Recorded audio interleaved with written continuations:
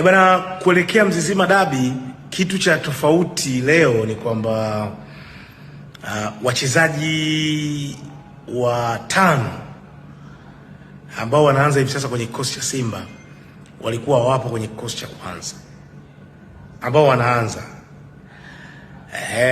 Wa kwanza ni Ismail Toure, wa pili ni Libase Geye, wa tatu ni Anse Toura, wa nne ni Mwamba wa Lusaka Chama, wa tano ni Nixon Kibabage. Hawa wote kwenye mechi ya kwanza ambao Simba walipoteza magoli 2-0 walikuwa hawapo.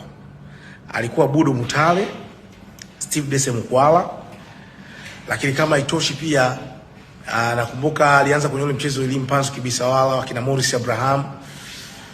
Leo pengine Azam FC wanaweza kwenda kukutana na testi tofauti kabisa walioipata kwenye mechi ya kwanza, kwa sababu kikosi cha Simba cha kwanza kimebadilika.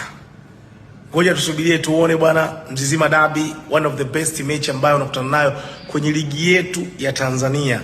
Azam FC ya Fulai Benge dhidi ya Mnyama Simba Sports Club.